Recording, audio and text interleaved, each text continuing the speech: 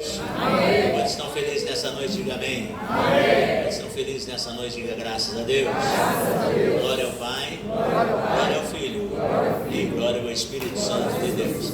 Evangelho de Marcos, por gentileza, são 19 horas e 59 minutos. E eu gostaria de fazer menção aqui em alguns versículos, o capítulo de número 2 do Evangelho de Marcos, capítulo de número 2, e o versículo de número 1, que aqui na minha Bíblia está assim: o paralítico de Cafarnaum. É um texto bastante conhecido, e aí os irmãos vão entender o que Deus me deu essa mensagem tão simples, né? Mas de grande monta para os nossos dias. O Evangelho de Marcos é o segundo evangelho, né? Se trata do primeiro, Mateus, que apresenta Jesus como o rei. O Evangelho de Marcos apresenta Jesus como servo de Jeová. Lucas apresenta Jesus como filho do homem. E João apresenta Jesus como o verbo encarnado de Deus. Então, mas no Evangelho de Marcos, capítulo de número 2, quantos acharam? Digo amém? Amém. Eu vou ler assim, ó. E alguns dias depois entrou outra vez em Cafarnaum e soube-se que estava em casa. E logo se ajuntaram tantos que nem ainda nos lugares junto à porta eles cabiam, e anunciava-lhes a palavra. E vieram ter com ele conduzindo um paralítico trazido por 4. E não podendo aproximar-se dele por causa da multidão, descobriram o telhado onde estava e, fazendo um buraco, baixaram o leito em que jazia o paralítico. E Jesus, vendo-lhes a fé, disse ao paralítico: filho, perdoados estão os teus pecados. E estavam ali assentados alguns dos escribas que arrazoavam em seu coração, dizendo: por que diz este assim blasfêmia? Quem pode perdoar pecados senão Deus? Eu vou repetir esse último versículo. E estavam assim assentados alguns dos escribas que arrazoavam em seu coração, dizendo: por que diz este assim blasfêmias? Quem pode perdoar pecados senão Deus? Amém? Amém. Os irmãos podem se assentar, por gentileza. Se você puder desocupar as suas mãos, dá uma linda salva de palmas para o Senhor Jesus.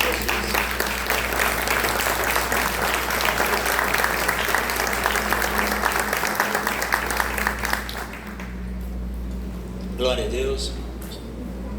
Nós tivemos durante o dia, na parte da manhã, das 8 às 12, no workshop produzido pela nossa irmã missionária Graziela, na escola de idiomas do nosso irmão presbítero Rogério e da nossa irmã missionária Karina. Estivemos ali de manhã, como nós estamos tendo esse encontro já há alguns domingos, né? E por sinal, no domingo que vem nós já estaremos encerrando esse encontro, que eu já posso falar para os irmãos que já está me deixando saudade. E os irmãos que estão conosco ali, é um ambiente descontraído, extrovertido, mas a gente tem muito o que aprendermos. Se você tem a oportunidade de fazer esses cursos que nós estamos proporcionando, nós percebemos o quanto nós precisamos aprender, o quanto nós precisamos crescer e o quanto nós temos para contribuir com o reino de Deus. Então esse é o desafio para esse ano de 2025. Você junte-se a nós nesse propósito que nós colocamos para esse ano de 2025, um ano de frutificação, porém de grandes mudanças. Então eu agradeço aos irmãos que abraçaram essa visão junto com o pastor, aos líderes que estão comigo nessa visão. E também agora para o mês de março nós temos o projeto Timóteo 360, o projeto realizado pela ETAD, e nós abraçamos porque nós temos um núcleo da ETAD aqui. Aliás, nós estamos de férias, né?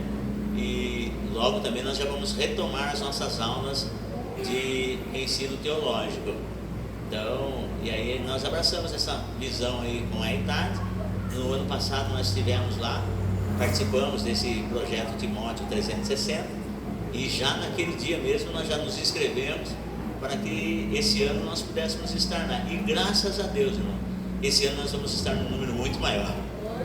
Então, isso eu fico tão tranquilo, tão feliz, porque a igreja, os irmãos, eles estão abraçados com a visão do pastor.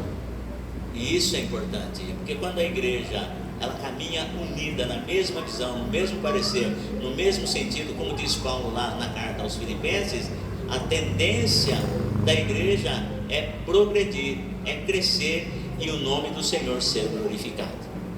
Porque quando nós nos reunimos, nós não temos outro objetivo a não ser de exaltar, engrandecer o nome do Deus Todo-Poderoso. Então, se você veio aqui nessa noite para engrandecer, para bendizer, para exaltar, para adorar o nome do Senhor Jesus Cristo, o nome daquele que é, que era e que há de vir, você está no lugar certo. Talvez você não tenha tido tempo ainda para dar um glória a Deus. Pastor, eu não tenho ânimo para glorificar o nome do Senhor, estou passando um momento muito difícil na minha vida. Nós temos que adorar ao Senhor não pelo que Ele faz, mas principalmente pelo que Ele é. Talvez você entrou aqui pensando assim: olha, pastor, eu deixei a minha esposa lá doente, ou fiquei preocupado que eu não sei por onde anda meu filho, ou sei lá, preocupado com as contas, e isso fez com que você cerrasse os seus lábios. Não vou dar glória a Deus. Mas quando você entende que você adora a Deus não pelo que Ele faz, mas pelo que Ele é, estou dando uma oportunidade para você adorar o nome do Senhor. Se você ainda não fez, e se você fez, pode fazer com mais convicção. Aleluia, porque esse é o lugar de adoração. Aleluia. E nós fomos chamados única e exclusivamente para adorar a Deus. E às vezes, quando nós nos reunimos, agora eu estou entrando na mensagem, eu vou dizer para os irmãos o porquê que esse texto falou fortemente ao meu coração. E isso é como se fosse um alerta para a igreja, para o povo de Deus. Nós que estamos aqui temos facilidade para entender que Jesus Cristo é Deus. Nós não temos dúvida. Nós não temos dúvida. Você quer aceitar Jesus Cristo como seu único e suficiente Salvador e Senhor da sua vida? Normalmente nós discipulamos as pessoas que nós trazemos para a igreja e orientamos-las a que ela tome essa atitude. Por quê? Porque é necessário. Já preguei para algumas pessoas e a pessoa disse assim para mim: olha, Salu, com todo respeito, eu já tenho Jesus no meu coração. Eu falei: não, mas a Bíblia diz que nós temos que confessar o senhorio de Jesus Cristo em nossas vidas, porque existe um mundo espiritual, irmãos. Existe um mundo espiritual. E enquanto nós não fazemos essa confissão de fé, enquanto nós não entregamos a nossa vida para o Senhor Jesus, e nós não fazemos confissão dos nossos pecados, ainda nós não nos entregamos para Ele. E o nosso arqui-inimigo, ele é astuto, ele é sujo. Enquanto nós não fazemos essa confissão, essa entrega, ele pensa que nós somos dele. Então é importante nós reconhecermos, isso tudo é pela fé. Isso tudo é pela fé. Quando eu entrego a minha vida, quando eu faço a minha confissão de fé ao Senhor Jesus, eu estou declarando pela fé. Eu estou declarando o senhorio de Jesus Cristo na minha vida. E eu estou pela fé aceitando a morte que Jesus Cristo efetuou por mim na cruz do Calvário. E o pecado não tem mais domínio sobre mim. Satanás não tem poder sobre a minha vida. A natureza humana, Deus me deu condições de subjugá-la pelo poder do nome de Jesus. Então é muito sério isso. Então é importante que nós façamos essa confissão. Paulo vai dizer que quando nós confessamos, com a boca se faz confissão, e com o coração nós cremos que Jesus Cristo é o Filho de Deus. Então isso é muito importante. E logo em seguida, é o passo a passo da vida cristã. é o beabá da vida cristã. Precisamos disso. E agora, logo em seguida, essa confissão de receber Jesus Cristo como Salvador e Senhor, presta atenção, é muito importante.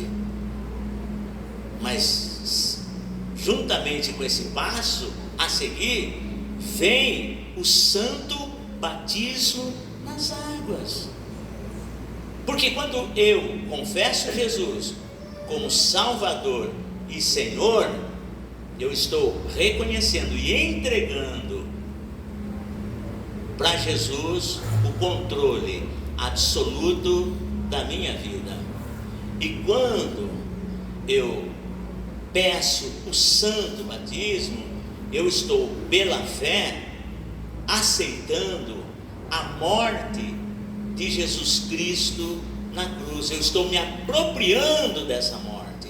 Então, quando eu desço as águas do santo batismo, é como se, é a semelhança, é uma simbologia do sepultamento. É o que Jesus fala lá em Mateus capítulo 28. É-me dado todo o poder nos céus e na terra. Portanto, ide, fazei discípulo de todas as nações, batizando, o grego batizar, sepultamento, batizando em nome do Pai, do Filho e do Espírito Santo, ensinando-as a guardar todas as coisas que eu vos tenho mandado. Então esse passo do santo batismo é um passo muito importante de fé que o ser humano, que o homem, a mulher, o jovem precisa dar na pessoa bendita do Senhor Jesus. Porque quando quando essa pessoa ela desce ao santo batismo, ela está apropriando-se da morte de Cristo. Ela é sepultada espiritualmente, a semelhança de que Jesus foi sepultado. E quando ela emerge das águas, é símbolo da ressurreição em Cristo e com Cristo, para a glória de Deus. Isso é muito importante, são passos importantíssimos que nós precisamos dar. Só que hoje, quando nós estamos falando sobre salvação, decisão por Cristo, porque a decisão ela é pessoal. O fato de eu ser filho de pastor não me garante a salvação. Esse é o problema. O fato, por exemplo, de eu ser esposa de um obreiro não vai me garantir a salvação, porque filho de peixe é peixinho, mas filho de crente não é crentinho. Tem que aceitar Jesus, cumprir com as sagradas escrituras para ir morar no céu, porque o céu é presente de Deus para nós. Estamos vivendo os últimos dias. Jesus, no Evangelho de João, no capítulo 14, ele disse, esse mesmo Jesus aqui, antes dele ir para a cruz, ele diz assim: não se turbe o vosso coração. Credes em Deus, crede também em mim, pois na casa de meu Pai há muitas moradas. Olha só, se não fosse assim, eu vou-lhe teria dito, pois vou preparar-vos lugar. E se eu for e vos preparar lugar, virei outra vez e vos levarei para mim mesmo, para que onde eu estiver, vós estejais também. Há um lugar no céu preparado para nós. E é tão interessante que nós aguardamos o arrebatamento. Estamos piamente aguardando o arrebatamento. Paulo, nos seus dias, ele contava muito com o arrebatamento. Ele diz assim: nós que estamos vivos seremos arrebatados, principalmente na primeira epístola aos Coríntios, capítulo número 15, quando ele está falando a respeito da ressurreição. E ele dizia assim, incluindo ele como seria um personagem a ser arrebatado. Ele diz assim: e nós que estamos vivos, Tessalonicenses também, e nós que estamos vivos seremos arrebatados, encontraremos o Senhor nos ares, ele se colocava assim, e assim estaremos sempre com o Senhor.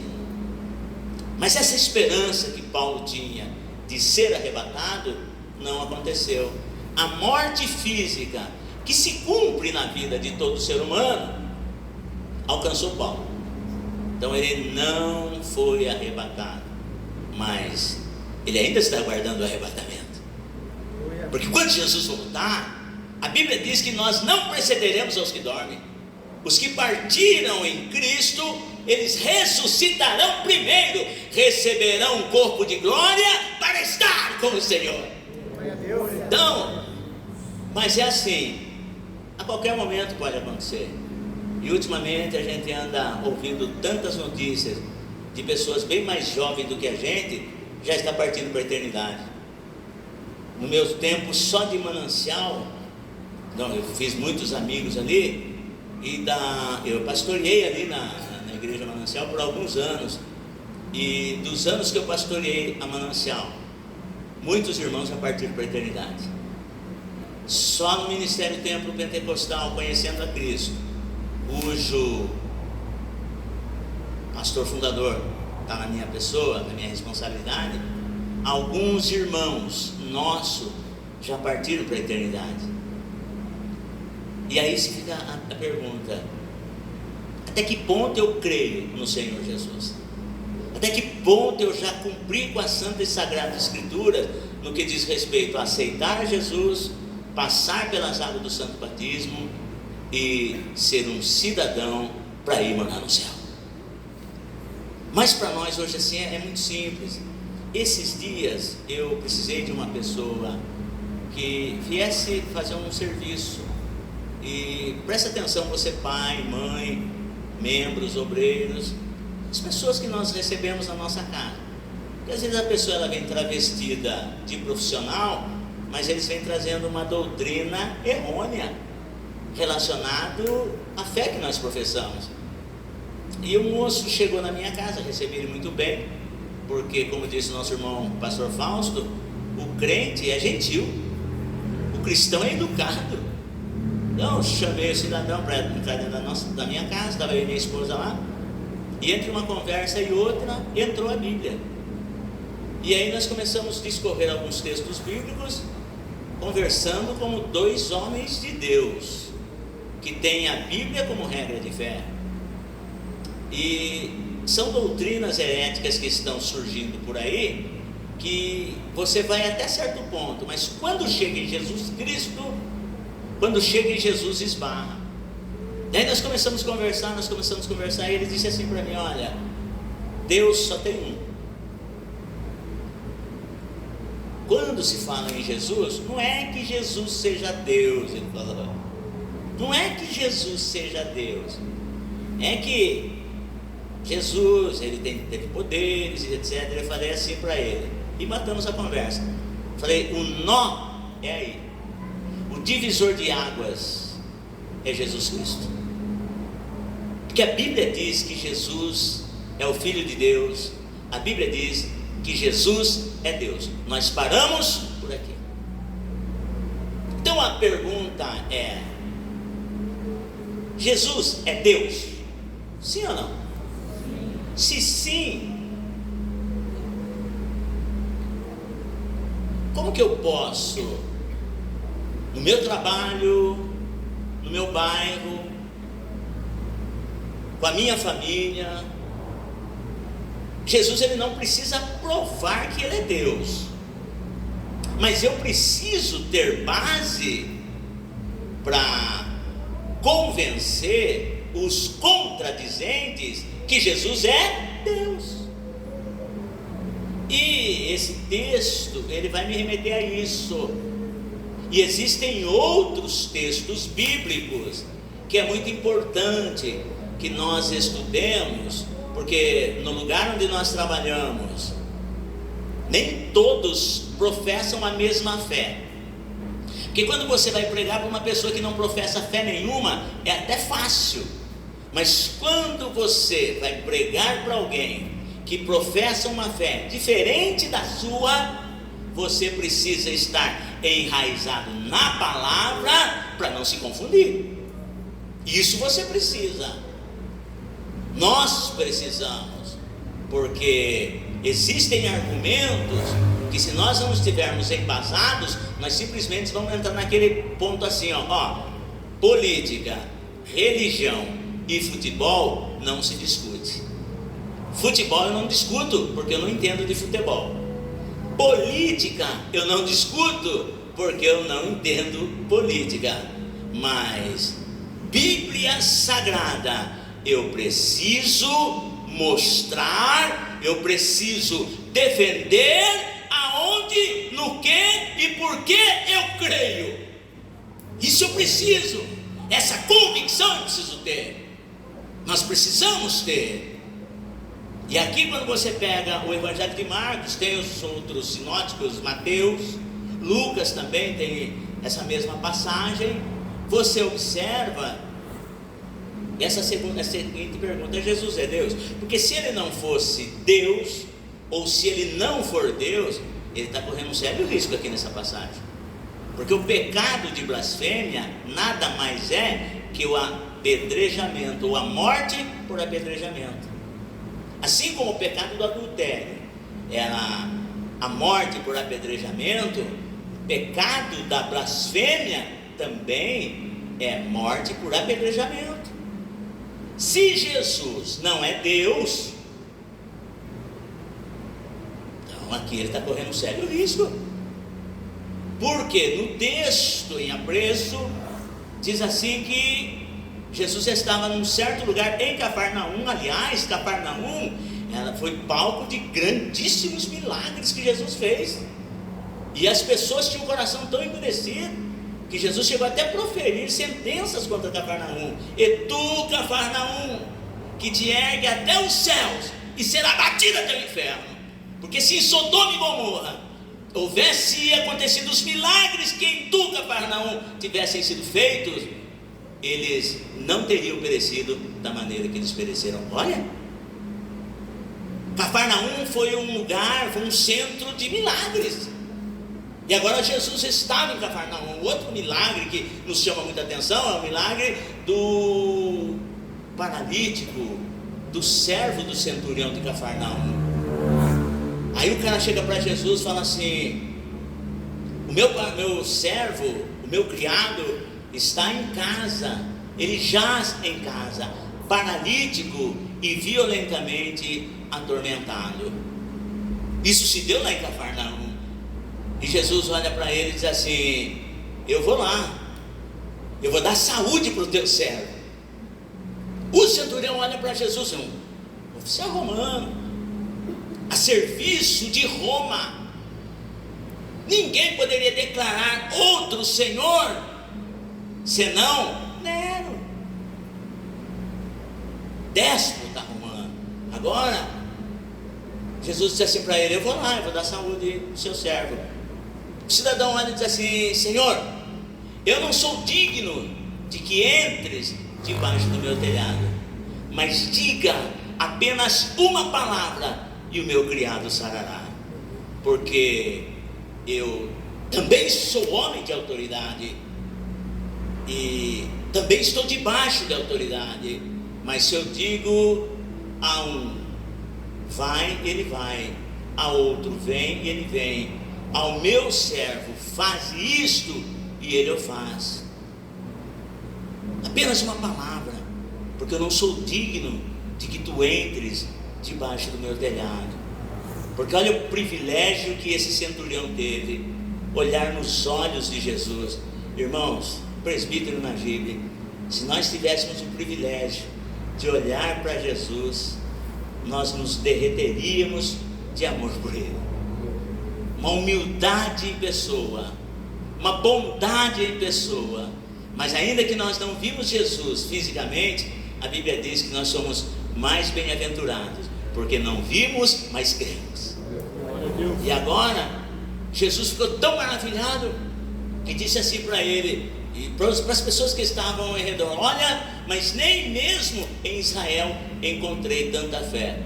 Porém, vá, e como creste, te seja feito. O centurião foi com aquela palavra que ele veio buscar: vá, que o teu criado está curado. Ele, com aquela palavra, ele foi e encontrou o servo curado. Glória a Deus.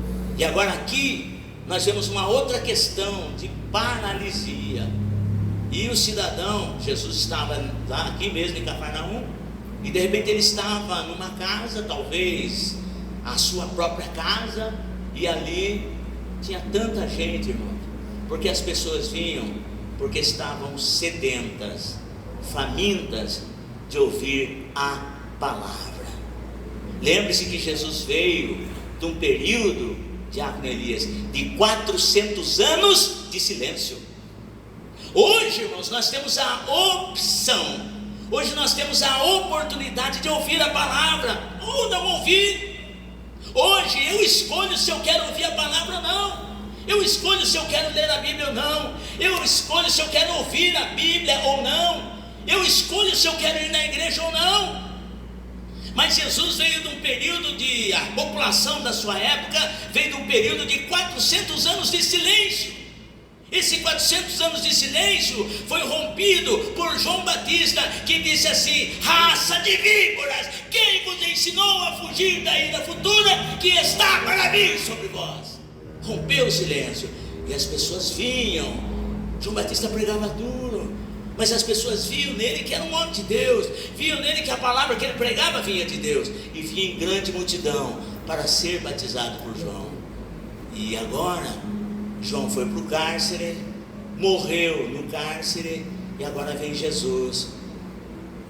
João Batista batizou Jesus, e agora vem Jesus pregando o reino de Deus. E quando ele estava lá em Cafarnaum, uma grande multidão, eles vinham para ouvir a palavra de Deus.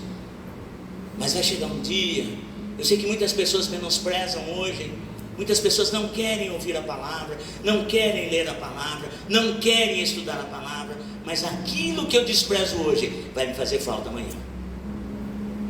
Vai me fazer falta amanhã.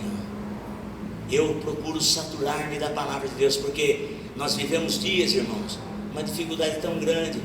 Eu não sei se eu vou, até o fim da minha vida, eu vou ter condições de estar lendo a Bíblia.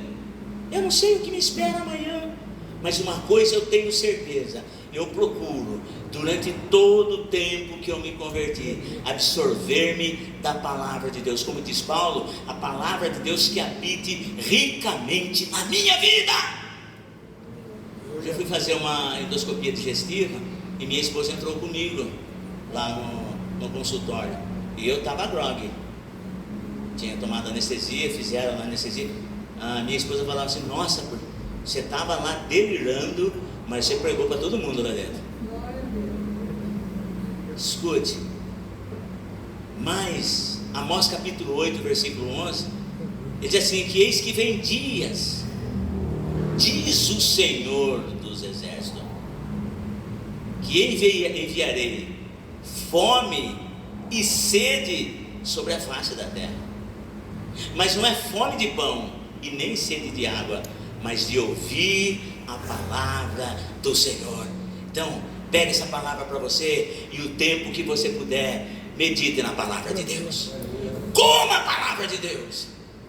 Quantas vezes no seu tempo de cristão, no seu tempo que você aceitou a Jesus, passou pelas águas do santo batismo, não sei se faz 1 ano, 2, 3, 10 anos, mas quanto tempo faz que você não lê a Bíblia? Ou quando foi que você leu a Bíblia toda, de Gênesis e Apocalipse? Existem pessoas que têm 20, 30 anos já de fé, mas se falar assim para mim: pastor, posso confessar uma coisa para o pastor? Eu nunca li a Bíblia inteira. Mas como assim? Nunca leu a Bíblia inteira? Ah não, pastor, eu leio assim, sabe? Eu pego alguns versículos. Não, irmão. A Bíblia, escute o que eu estou dizendo para você. A Bíblia, ela contém, é um compêndio, é um compilado, é uma enciclopédia que contém 66 livros. Como é que você lê um livro de uma literatura secular, até mesmo evangélica? Como que você lê um livro? Você, para poder entendê-lo, você tem que ler todinho ele. E com a Bíblia é a mesma coisa. Você tem que ler livro por livro: Gênesis, Êxodo, Levítico, Números, Deuteronômio, Josué, Juízes, Ruth, Samuel, Reis, Crônicas, até chegar em Malaquias, no Antigo Testamento, que perfaz 39 livros. Acabou, pastor? Não. Agora nós vamos para o Novo Testamento. Mateus, Marcos, Lucas, João, Atos, Romanos, até chegar em Apocalipse, o seu 27º livro, 66 livros ao todo. Precisamos, porque as pessoas estão aí, irmãos, elas estão trazendo doutrinas errôneas, que se não puder confundir a sua mente, se não puder deturpar aquilo que você crê, pode ter certeza de uma coisa: vai pegar o seu filho, vai pegar a sua filha e vai trazer problema para dentro da sua casa, porque essas pessoas, eles andam de porta em porta e chega dizendo assim: papai e a mamãe está aí? Não, papai e a mamãe não está. Então vem aqui, eu posso ler um texto para você? Vai pegando o seu filho, vai pegando a sua filha, vai pegando o seu neto e vai pegando a sua neta. Sabe por quê? Porque ele sabe que se ele implantar uma semente errada na mente e no coração do seu filho, isso vai trazer problema lá na frente. Então vamos sentar, conversar com os nossos filhos, estudar a palavra de Deus com os nossos filhos, ensinando a palavra de Deus, porque ninguém pode dar o que não tem. Como que eu vou instruir? Como que eu vou estudar a palavra com meu filho? Isso nem eu sei. E aqui nós observamos assim a pergunta: Jesus é Deus? Sim ou não? É, beleza. Então como? Aqui dentro eu sei que o texto me leva a Jesus Cristo também como Deus. Primeiro, porque observe bem, e vieram ter com ele conduzindo um paralítico trazido por 4. O cara estava precisando de uma necessidade. Foi quebrado a cadeia do isolamento, porque esse moço ele estava sozinho em casa, ninguém se aproximava dele. De repente a cadeia do isolamento foi quebrada. 4 pessoas, 4 amigos desse cara aqui, na época que ele andava, na época que ele tinha o seu relacionamento, as pessoas saíam para baixo e para cima, eles iam para as noitadas, eles iam para as baladas, e bastou ele ser acometido de uma determinada paralisia, os amigos sumiram, os amigos distanciaram, mas essa cadeia do isolamento foi quebrada. De repente alguém lá disse assim: oh, vamos lá fazer uma visita para o fulano lá, porque depois que ele caiu na cama, a gente nunca mais foi visitar. Então se eu quero milagre, presta atenção, eu preciso romper essa cadeia do isolamento. O que é que me distancia das pessoas? O que é que me faz distanciar das pessoas? Será que foi um mal entendido? Será que foi uma discórdia? Será que foi uma contenda? E aí esses 4 camaradas, eles foram lá e viram que Jesus estava em Cafarnaum e falou: ó, nós vamos levar você até onde Jesus está. Beleza, então bora lá. Pegaram um em cada alça da maca, chegaram até onde Jesus estava, porém não tinha como entrar. E aí o que eles fizeram? Subiram por entre o telhado. Quando subiram por entre o telhado, a Bíblia diz que Jesus só observando e viu a fé deles. Escute, eu sei que eu preciso que Deus faça algo na minha vida, mas a pergunta que não quer calar é: o que é que eu estou fazendo para chamar a atenção de Deus para que ocorra um milagre na minha vida? Porque Deus age por intermédio da minha fé, e a fé que vai chamar a atenção de Deus é aquela fé que você fala: não, eu estou determinado, aconteça o que acontecer, eu vou para cima, porque eu sei que meu Deus tem bênção para entregar. E aí quando chegaram lá, não puderam fazer por via terrestre, eles fizeram um buraco por entre o telhado e baixaram o paralítico bem no meio, onde Jesus estava. Por quê? Porque eles sabiam que Jesus estava lá. Os fariseus, os doutores da lei, viam Jesus apenas como um rabino da Galileia, apenas um mestre da Galileia. Mas não, ele não era simplesmente um mestre da Galileia, era o Filho de Deus. E agora, quando baixaram, presta atenção, Jesus é Deus? Sim. Como que nós sabemos que Jesus é Deus? por um dos seus atributos incomunicáveis. Qual? Onisciência. Porque só Deus é onisciente. Deus sabe todas as coisas. Ele conhece o mais profundo do secreto do nosso coração. Então aqui nós vemos a onisciência de Deus, porque o texto diz assim, Jesus, vendo-lhe a fé, disse ao paralítico: filho, perdoados estão os teus pecados. E estavam ali assentados alguns dos escribas que arrazoavam em seu coração. Eles estavam pensando no íntimo do seu coração. Eles estavam no pensamento. Quem esse homem pensa que ele é? Por que ele está blasfemando desse jeito? Ele tem que ser morto por apedrejamento.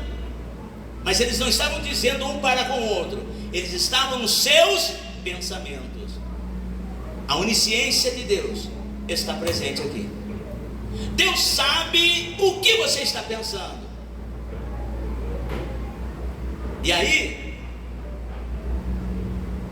Jesus olha para os seus indagadores secretos e diz assim, veja bem.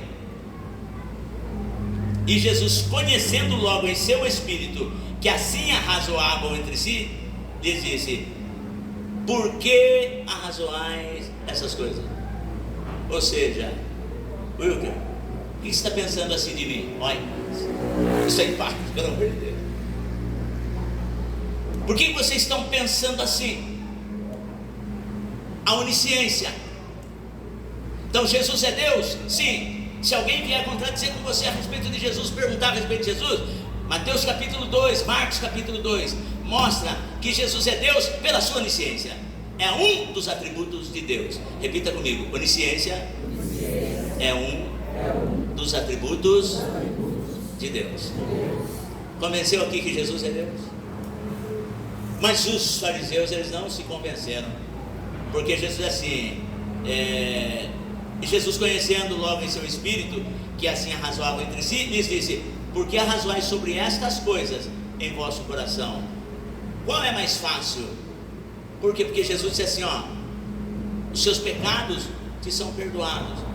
Todos esperavam ali que Jesus pudesse pelo menos impor as mãos, invocar alguma coisa ali, um mantra, uma oração, ó Deus de Abraão, Isaac, Jacó, como o Senhor fez lá na sepultura de Lázaro. Não, Jesus não curou o paralítico. Ele simplesmente disse assim, perdoado que são os teus pecados. Aí os fariseus começaram, mas como que ele pode falar de perdoar pecado, porque ele não é Deus? Aí Jesus pergunta assim, mas por que vocês estão arrazoando isso em vosso coração? O que é mais fácil? Dizer ao paralítico: perdoado que são os seus pecados, porque vocês arrazoaram nos vossos corações que só Deus tem o poder para perdoar pecados. A onisciência de Jesus revelou isso para eles. O que é mais fácil? Dizer: perdoados são os teus pecados, ou dizer: filho, olha só, levanta. O que é mais fácil? Dizer: perdoados são os seus pecados, porque se ele não fosse Deus, o cara ia continuar do mesmo jeito. Mas Jesus disse assim para ele, olhando para ele, disse assim: levanta. E o cara levantou. Toma a tua cama. O cara pegou a cama e vai para a tua casa. E o rapaz saiu. Porque onde Jesus está, tem perdão. Aonde Jesus está, tem cura. Aonde Jesus está, tem milagre, porque Jesus é Deus. Então esse texto, preste muita atenção, esse texto, ele mostra que Jesus é onisciente e onipotente, que é outro atributo de Deus. Onisciência e onipotência. Ninguém pode perdoar pecados, mas Jesus pode, porque Ele é Deus, e Ele está aqui nessa noite. Aquilo que é impossível para você não é impossível para Deus, porque Jesus Cristo é Deus e Ele está aqui para entregar a tua bênção. Ele disse: onde houver 2 ou 3 reunidos em meu nome, aí estou eu no meio deles. Eu venho dizer, Jesus está aqui. Então eu não sei até que ponto você acredita que Jesus é o Filho de Deus, mas se você crê que Jesus é o Filho de Deus, não importa a maneira como você entrou, não importa o problema com que você entrou, mas o Jesus Cristo que eu sirvo, que eu prego nessa noite, Ele diz que tudo é possível àquele que crê. Se você crê que Jesus Cristo é o Filho de Deus, você vai levar a sua bênção. E se você ainda não fez a sua confissão de fé, aceitando esse Jesus Cristo como Filho de Deus na sua vida, como Salvador e Senhor, essa é a oportunidade que você está tendo de confessar o senhorio de Jesus Cristo na sua vida. Tem alguém que ainda não fez essa confissão de fé e quer fazer? Esses dias eu fiz uma oração para 2 moços que estavam aqui, estavam lá no último banco, e eu perguntei para ele, filho de crente, eu perguntei para ele se já aceitou Jesus. Um olhou para o outro e falou assim: nós não aceitamos a Jesus ainda. Falei: vocês querem aceitar? Nós queremos, pastor. Orei pelos 2 aqui. Então hoje, tem alguém que ainda não fez essa confissão de fé? Tem alguém que ainda não entregou literalmente a sua vida para Jesus Cristo como suficiente Salvador e Senhor, e você quer fazer nessa noite? Faça assim com a sua mão, eu quero orar por você. Tem alguém ou todos já entregaram a vida para Jesus? Se todos já entregaram, eu quero convidar você que se coloque de pé.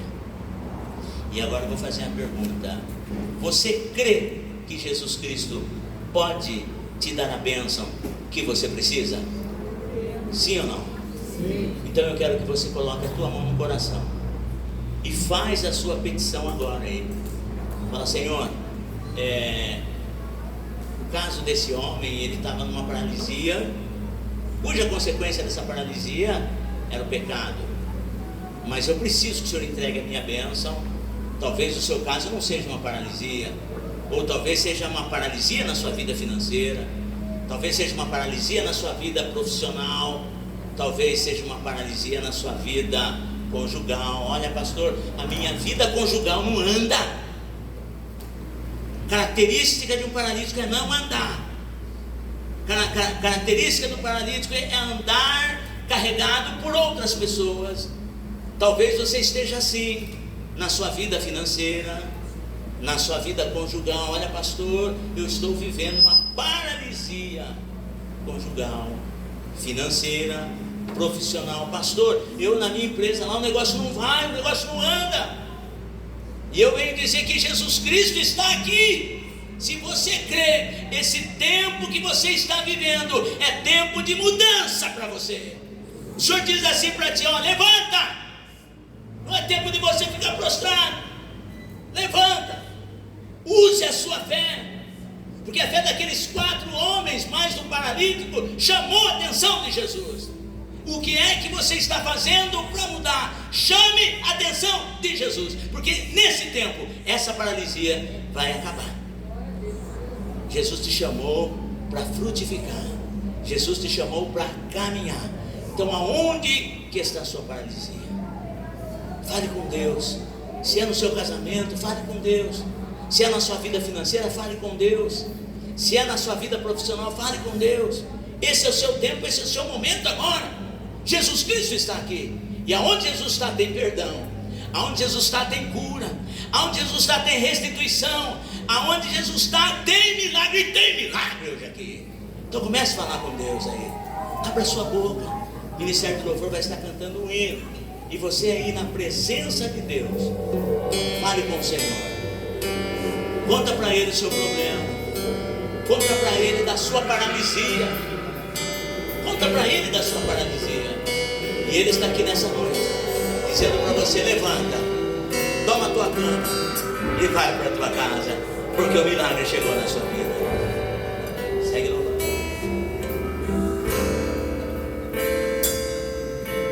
Nada é igual ao seu redor.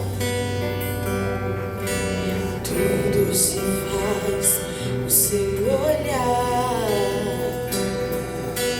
Todo o universo se formou no seu falar.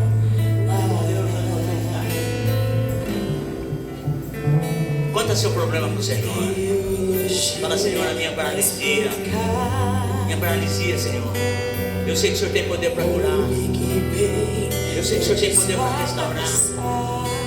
4 homens subiram pelo telhado, fizeram um buraco e desceram o paralítico nele. Sei que há um Deus a me guardar. Oh, Senhor, alcança, Senhor, alcança essas vidas, Pai. O Senhor sabe onde está a paralisia delas. O Senhor sabe, Pai querido, onde elas precisam de um milagre.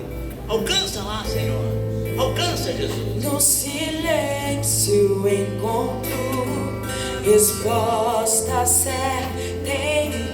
Veja o Senhor agindo na sua vida. Veja o Senhor agindo na sua vida. Dono de toda a ciência,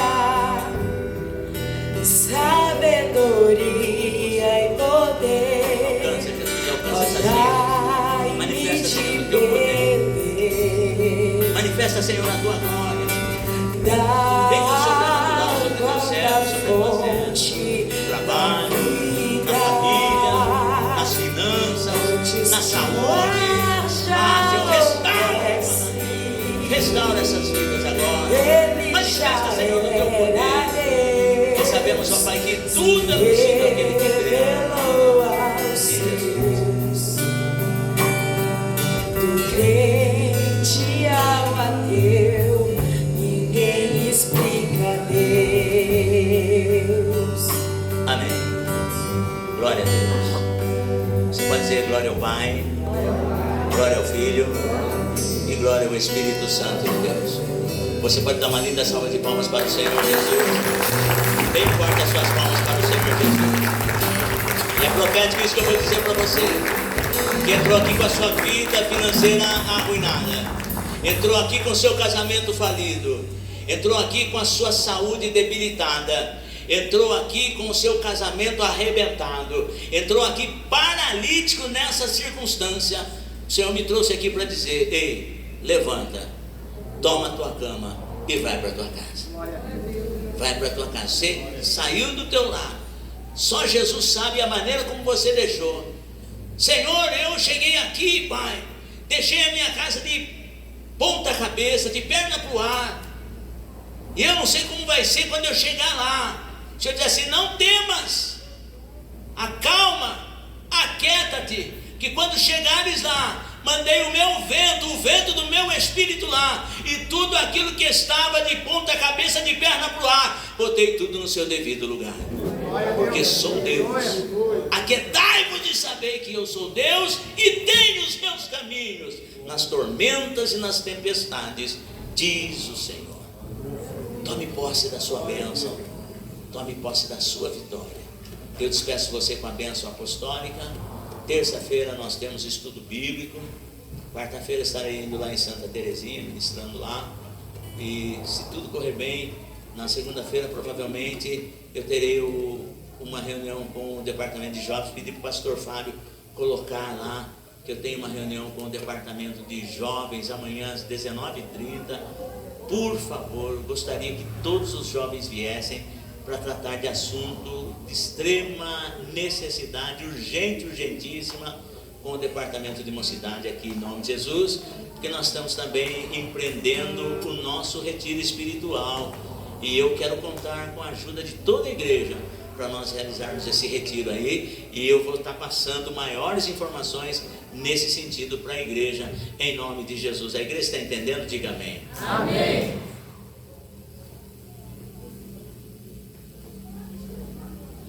Sábado e domingo vai haver uma cantina para arrecadar fundos, para angariar fundos, com esse propósito, o propósito do nosso retiro espiritual. Amém, igreja? Mas lembra que eu falei da visão? Estejamos atrelados na mesma visão, porque grande é o Senhor que nos dará a vitória. Amém? Eu despeço você com a bênção apostólica, mas não sem antes agradecer a presença de todos aqui. De todos. Quando você estiver orando, apresente um amigo meu por nome Vanderlei, nosso irmão Carlos Augusto, Carlos Conceição Augusto, né? É isso mesmo, né? Então, a hora que cheguei aqui, ele falou para mim, pastor, o nosso amigo Vanderlei lá, ele está bastante debilitado, com câncer, né? Está numa fase bem difícil, rapaz novo, e está nessa situação. Você me ajuda a orar por ele? Diga amém. E depois a gente dá bênção apostólica. Pai, alcança o nosso amigo Vanderlei, assim como tu disseste em relação a Lázaro. Lázaro é nosso amigo, e assim nós também reportamos ao nosso amigo Vanderlei. É o nosso amigo, Pai. Muitos aqui não o conhecem, mas eu conheço, eu sei quem ele é, Pai. E é uma boa pessoa, um homem trabalhador, cuida da sua família, e está passando por esse momento, Senhor, essa enfermidade, Pai. Mas nós olhamos para a Tua palavra e acreditamos que Tu és o Jeová Rapá, como está escrito em Êxodo 15:26, o Senhor que cura. Deus, alcança agora, Pai querido Vanderlei, tudo está em Tuas mãos. O Senhor tem o poder para curar, o Senhor tem poder para fazer grandíssimas obras, porque Tu és Deus. Não sabemos o propósito pelo qual ele está passando por isso, mas acreditamos que em tudo o Senhor tem propósito, porque a Tua palavra assim o diz. Romanos 8:28, por exemplo, todas as coisas cooperam para o bem dos que são chamados por Deus e chamados pelo Seu decreto. Então, Pai, que o Senhor alcança ele e faz segundo a Tua vontade na vida do nosso irmão Vanderlei. Te pedimos e te agradecemos em nome de Jesus. A igreja concorda? Diga amém. Amém. E que o amor de Deus, a graça do Senhor Jesus, a doce comunhão e consolação do Espírito Santo esteja em cada coração, não somente hoje, mas para todo sempre. Podemos dizer a uma só voz, igreja: amém. Está terminado.